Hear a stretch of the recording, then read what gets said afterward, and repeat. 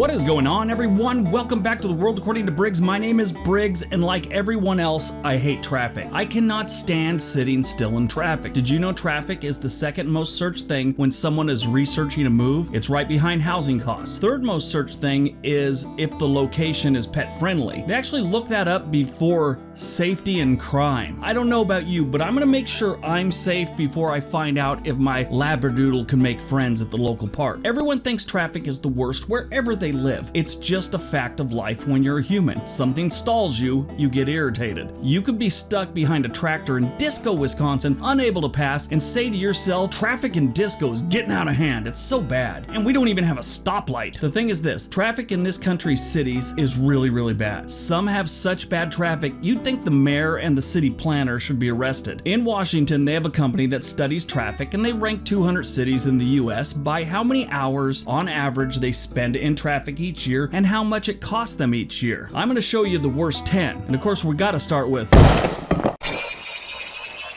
Number 10, Philadelphia. A growing population, construction, and more businesses are all factors in the nightmare that is Philadelphia traffic. Philly added about 18,000 jobs from 2008 to 2018, which is good. What ain't good is almost 60% of those workers commute by car, and about 50% of them commute alone. About 7,500 vehicles a day travel Chestnut east of Broad Street. That's up 20% from 2011. That's according to the Delaware Valley Regional Planning Commission. The traffic is crazy in the city of brotherly love. I actually saw a dude get hit in a crosswalk on 15th and Chestnut. It was horrible. All over the windshield of the car. I actually cried. Now, the pedestrian was fine. He just lost control of his cheesesteak and it went all over the windshield of the car. It was so sad. Philadelphia residents spend about 112 hours a year in traffic, costing them about $1,568 in time, fuel, sanity, etc. The auto insurance rates are 10th in the nation. Their average annual premium is just under $3,000, $2,930 to be exact. Number 9, Portland, Oregon. So yeah, this is where I live, and I can tell you, in the 10 years since I moved here from Los Angeles, there's been a serious increase in traffic. Now, it's nothing crazy like Los Angeles, but it's gotten worse. When I moved up here, a lot of people were out of work, as most of the country, so I imagine that played into the light rush hour traffic. That started changing about 5 or 6 years ago, maybe a little bit more. The MAX, which is our train system, started filling up most days, not just the rush hours, all day. I mean, from 7 a.m. till about 7 at night. It was rough. Then the traffic started getting crazy too. Traffic trying to get across any of the bridges was bad before, now it's just insane. Add on that at any given moment, protests could break out, and for some freaking reason, they decide to stop traffic to get their point across. Maybe that worked in 2010. These days, it's overdone, and the only thing you're accomplishing is people hate you and your cause because you're keeping them from a happy hour with friends or some lame TV singing competition they need to watch live because, watching it in DVR just isn't the same. Portland, Oregon residents spend 116 hours a year in traffic, costing them about $1,625, the study finds. Number 8, San Francisco. San Francisco, which I believe is also called the city of brotherly love. Yep, there it is, Wikipedia. It's also called Fog City, the Golden City, the city by the bay. It really should be called the city I got stuck on a bridge over a bay and I'll never go back. Too long? I'll work on it. San Francisco has almost 900,000 residents and the metro area has about 4.5 million. And every time I go to San Fran, I get the feeling they all drive at once and they're all in front of me. Now, the city has gotten better, at least on traffic lists when it comes to traffic, obviously. Really, San Francisco traffic hasn't gotten continually worse like others on this list. Their traffic suckage has been outpaced by other cities, so they've slipped down to number 8. They still suck really bad. San Francisco residents spend 119 hours a year in traffic, and it costs them about $1,659. Not good.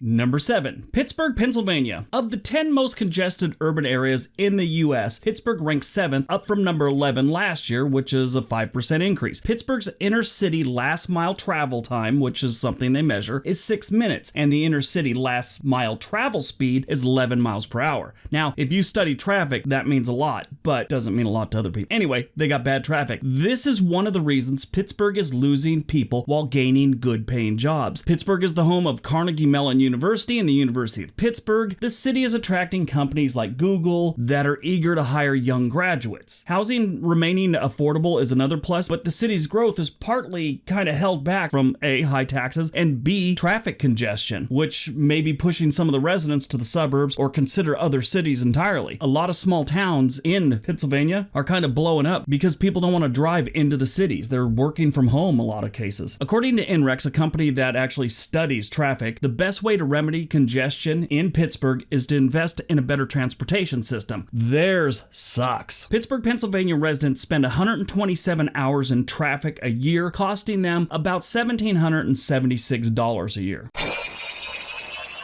Number 6, Seattle, Washington. I've been to Seattle a number of times. I've driven in the city twice. The first time I thought it was heavy traffic and I really didn't know the city that made it really suck for driving. The second time I thought it was heavy traffic and everyone was high as a kite that made it suck for driving. Really, Seattle has a history of transit failures. Voters rejected a modern electric transit system in 1972. 1995, they voted to reject a $6 billion transit plan. A plan was passed in 1997 to extend the monorail. People were evicted from their homes, businesses were sent packing, and kids in flannel shirts and beanies were forced to find a new place to hang out. This was all done by the whole eminent domain thing to lay new tracks for the monorail. Then they just didn't do it. Kicked all those people out and then they just didn't do it. That gets us to present day, where most people feel they won't make any real improvements to the roads, so people will start using public transit. Now, I say that knowing that they did just open SR 99, which is a traffic tunnel under Seattle, in February of this year, 2019. We'll see how much that helps the city when they do a study next year. But they've done a lot of things that have totally failed, so here's hoping. On average, a Seattle resident will spend 138 hours of their year stuck in traffic, costing them an additional $1,932.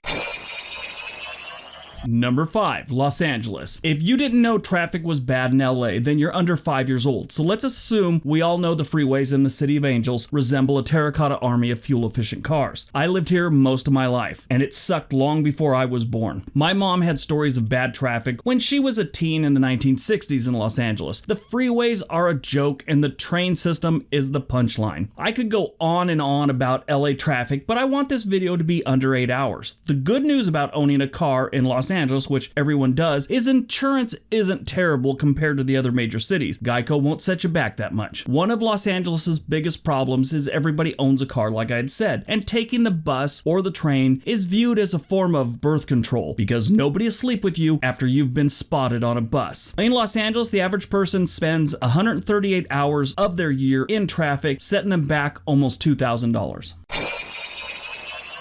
Number 4, New York City. Once again, New York City makes a list that is a result of being overcrowded. New York City has over 28,000 people per square mile. In comparison, Boston has 13,000 per square mile, LA about 8,000 per square mile, and on the other side of the spectrum, you have Anchorage, Alaska, and it has about 175 people per square mile. There's like nobody there. It's really weird. Besides everything costing too much in New York City, driving, parking, insurance, and owning a car in general costs so much, most people take the subway, cabs, rideshare services, and it's still too packed on the streets. It sucks. The word gridlock was invented for New York City. It's used so much in the Big Apple, I'd say a couple thousand times a day each block. Somebody says gridlock. If you drive in the city, the average New Yorker spends 139 hours of their year sitting in traffic, and it costs them over $2,000 a year.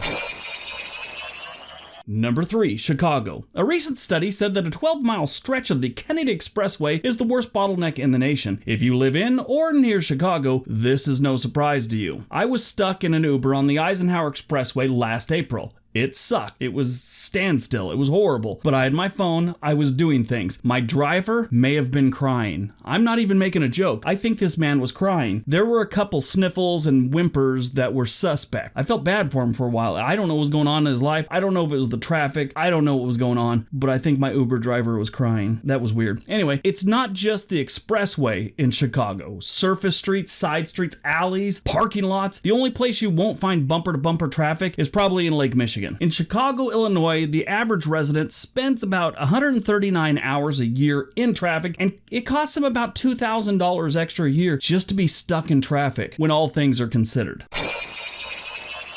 Number 2, Washington, D.C. Like I said about crime and poverty in our nation's capital, traffic shouldn't be a thing. This is the nation's capital. It should be perfect, or as close to perfect as we can get it. Doesn't that make sense to everyone? I mean, this is our first impression for a lot of foreign dignitaries and people, tourists, whatever. Our nation's headquarters suck in so many ways. If the framers of this great country got in a time machine and saw what was going to happen to Washington, D.C., they probably would have headed back to England on their hands and knees like a boyfriend that got caught cheating and begged to be taken back. Traffic is ridiculous. They have a lot of issues going on, but one of the main things is tourists and people that are new to the city. It also doesn't help that there's almost zero parking in this city. You know, tourists and people new to the city continually circle the block looking for a mythical parking place that never appears. All these things add up in a very busy city. The average resident spends about 155 hours a year stuck in traffic in our nation's capital, and this costs them about $2,161. Crazy.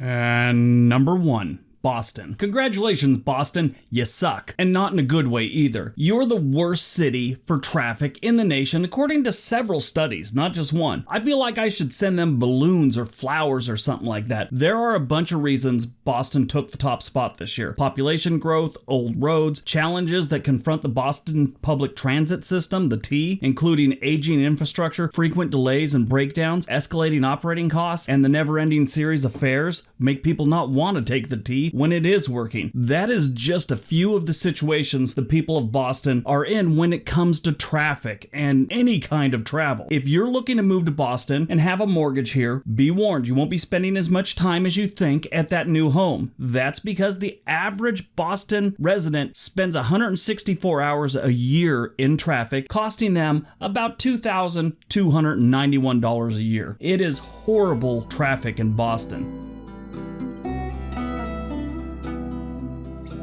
Alright, so that is my top 10 worst states for traffic in the United States, I guess. Hope you guys enjoyed it. Hope you got some information out of it. This is a really weird one because it is one of the main things people look at when they're moving. So I hope this helps someone out. Don't forget all the links below. Buy a t-shirt. Subscribe if you already haven't. Everybody have a great day. Be nice to each other.